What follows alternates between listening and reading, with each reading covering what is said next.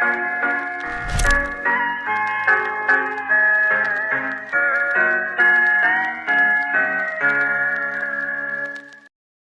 pengelolaan keuangan pribadi, kan?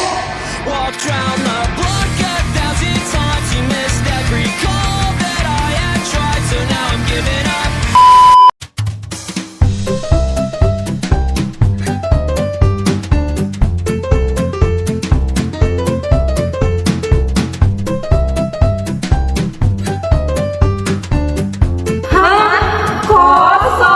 Kosong?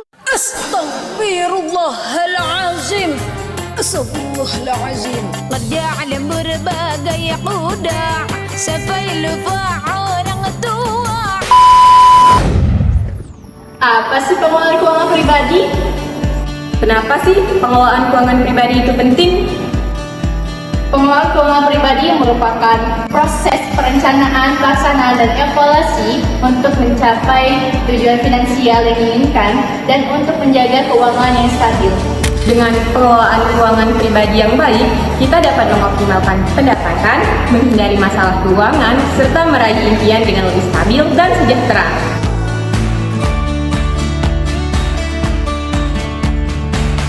Yang pertama, membuat anggaran bulanan dan mencatat pemasukan yang dapat dan mengevaluasi keuangan secara rutin.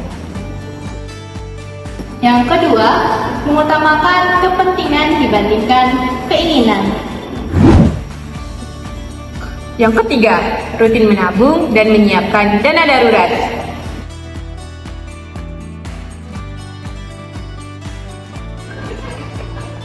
Yang keempat, mencatat setiap pengeluaran.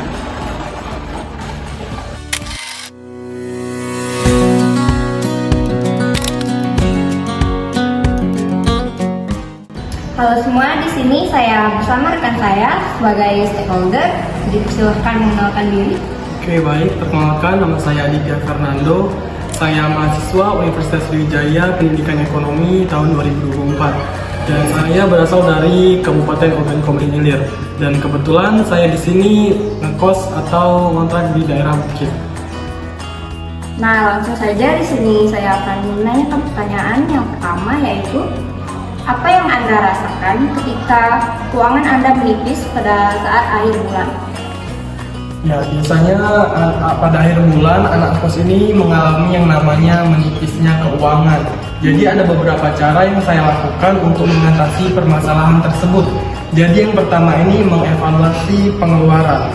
Jadi saya selalu mencatat pengeluaran terakhir saya selama 1 bulan terakhir.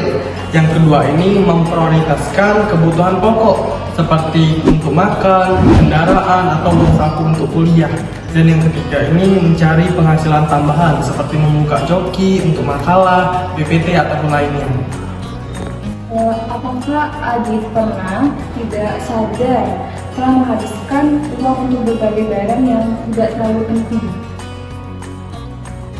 Jadi biasanya ini sering terjadi kepada diri saya sendiri, terutama pada awal bulan pada saat pengiriman uang. Nah, pada saat pengiriman uang itu biasanya kan uang kita tuh masih banyak. Tanpa kita sadari, kita tuh membeli barang-barang yang tidak diperlukan seperti check out Shopee ataupun nongkrong-nongkrong lainnya.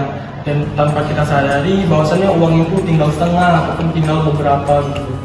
Jadi ini tuh sering terjadi pada diri saya sendiri. Sebagai anak kos, gimana sih cara Adit mengutamakan antara keinginan dan kebutuhan? Nah, jadi ini seperti pertanyaan utama tadi, saya selalu membuat yang namanya daftar prioritas. Jadi daftar prioritas ini berisi untuk kebutuhan kita, seperti untuk makan, untuk kendaraan, atau untuk uang saku untuk kuliah. Dan juga saya menggunakan metode 60-20-20. 60% itu untuk kebutuhan, 20% itu untuk keinginan atau gaya hidup, dan 20% lainnya untuk investasi ataupun tabungan. Iya. Halo semuanya. Perkenalkan, saya Rani Lestari dan saya Alfa Syifa. Di sini kami bersama salah satu rekan kami yang merupakan mahasiswa anak kos yang akan kami jadikan sebagai stakeholder. Boleh nih perkenalkan diri dulu? Baik, perkenalkan saya Liop Taira. Saya adalah salah satu mahasiswa yang ngekos di kos 88 Ogan. Oke. Untuk pertanyaan pertama, Aira kan merupakan anak kos nih. Kalau boleh tahu, kiriman uangnya itu bulanan atau mingguan? Jadi biasanya saya dikirimkan oleh orang tua saya itu setiap per bulannya. Dengan uang yang dikirim per bulan oleh orang tua Aira, bagaimana cara Aira mengelola uang tersebut agar cukup untuk memenuhi kebutuhan Aira sebagai mahasiswa? Biasanya saya itu membuatkan anggaran bulanan gitu kan, buat dimana di situ tertulis kebutuhan apa saja yang akan saya keluarkan selama sebulan itu. Seperti kita kan mahasiswa nih, kadang kita mengeluarkan uang untuk fotokopi, ngeprint, atau tugas-tugas yang lainnya. Jadi di situ saya sisihkan uangnya untuk tugas-tugas tersebut. Lalu ada juga untuk sesuai kebutuhan saya seperti membeli makanan atau bahan-bahan masakan yang akan saya olah selama sebulan itu. Kemudian saya juga tidak lupa menyisihkan di mana untuk saya bisa jalan-jalan bersama teman-teman saya, uang tabungan seperti itu kan. Terus ya itulah yang saya terapkan selama ini selama jadi anak kos. Jadi cara Aira mengelola uang ini dengan membedakan antara kebutuhan dan keinginan teman-teman. Nah, jadi pernah nggak sih Aira merasa sebagai anak kos itu kekurangan uang? Saya pernah mengalaminya waktu itu, biasalah kan masih maba, jadi Ya, kita tuh betul. belum mengetahui segala kebutuhan kita gitu kan. Jadi tuh waktu itu saya melakukan konsumtif, di mana itu saya berbelanja secara berlebihan, tidak memikirkan apa yang akan saya butuhkan pada hari-hari berikutnya.